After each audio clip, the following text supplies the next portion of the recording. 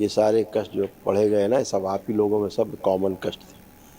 ये सभी स्मृतियाँ नष्ट हुई। स्मृतियाँ सब में बराबर रहती हैं, किसी में कोई स्मृति आगे होती है, किसी में कोई दूसरी स्मृति आगे होती है, इसलिए रोग और कष्ट अलग अलग दिखाई देते हैं, लेकिन होते सभी सब में हैं।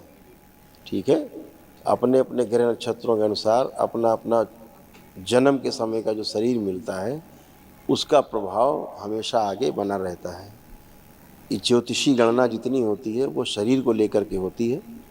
शरीर के अंदर जो जीवन होता है उसको लेकर के कोई ज्योतिषी गणना नहीं कर सकता, कोई जुगाड़ नहीं। तो जितना भी ज्योतिषी गणना है वो शरीर के आधार पे है, शरीर के लिए ही है। शरीर जिसका ग्रह नक्षत्रों के अनुसार जिस रोग को लेकर के पैदा होता है उसमें वही रोग सबसे पहले बनना शुरू होता है, वही स्मृतियाँ उनमें सबसे आगे सक्रिय प्रभावशाली हो जाती हैं सक्रिय होकर। तो सब में रोग अलग अलग दिखते हैं, लेकिन होती सब में स्मृतियाँ। अगर 100 स्मृतियाँ आपके यहाँ गंदी हैं, वो 100 प्रत्येक शरीर के अंदर 100 हैं, ऐसे समझो।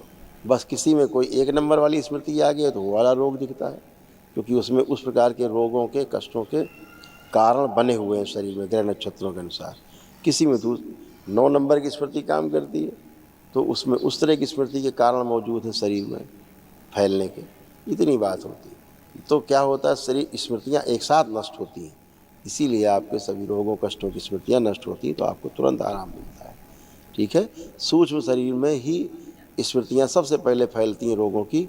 सबसे पहले रोग बनते हैं आपके सूक्ष्म शरीर में, कारण शरीर के प्रभाव से।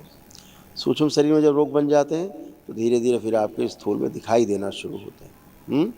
तो जब सूक्ष्म शरीर से रोग समाप्त होते हैं तो स्थूल पर उसका प्रभाव 0 हो जाता है। जो शरीर में रोग बने रह जाते हैं उनके लिए दरबार असाध्य रोगों के लिए 1 दिवसीय अनुष्ठान ये महाहवन के रूप में निःशुल्क कराता है, वो आप लोग कल करिए।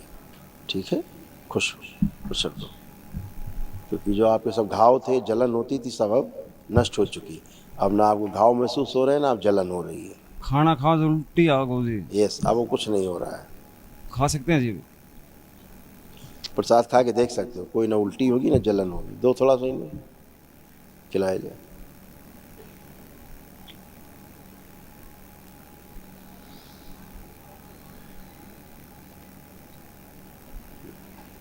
अब आप भोजन कर पाओगे, है ना?